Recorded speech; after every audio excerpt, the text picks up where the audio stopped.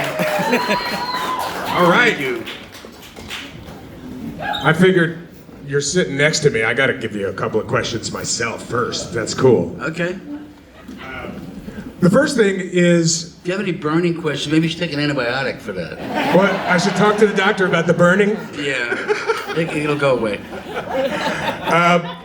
This kind of a forum, this where you're going to play a little bit, but you're actually going to answer questions. I know that you've done this quite a bit over your career. Yeah.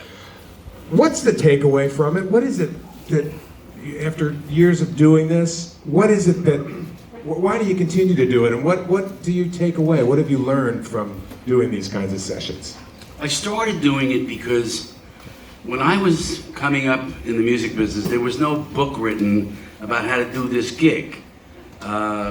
I sent a letter to the Beatles once. I was a big Beatle fan. I think I was about 14, and I wrote a letter, and I had all these questions. How do you come up with these songs, and how do you, record in a studio? Blah blah blah blah blah.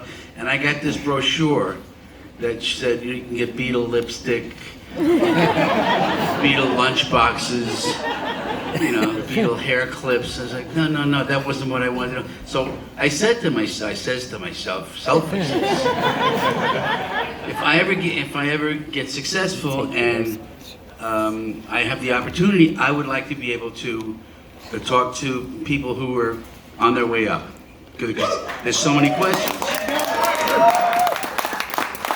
So I started doing it at colleges, music schools, colleges, with mostly music students, because the questions they ask were about the work. They don't ask you about your love life and your ex-wives and your divorces. All right, let me cross that one off.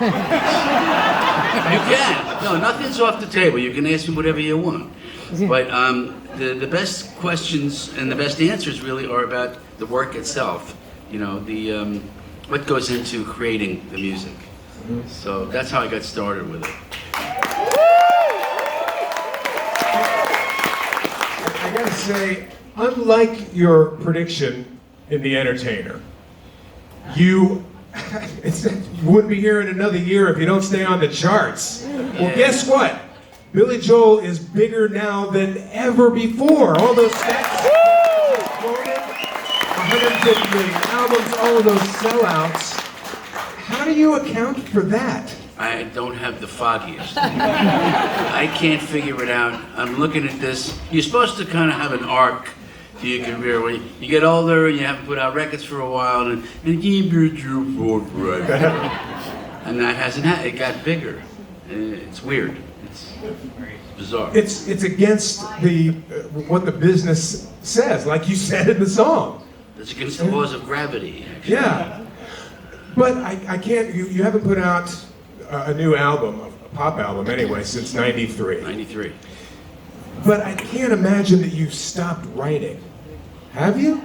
No, I haven't stopped writing music. I stopped writing songs. You stopped writing songs? Yeah, song form became kind of stifling to me. You gotta write the words, words gotta rhyme, and I always wrote the music first. So one day I'm writing this piece of music, and I said, oh, now I gotta write words to this. And what I was playing, the thing I was writing was so evocative to me, it didn't need words anymore. I became comfortable with the more abstract form of just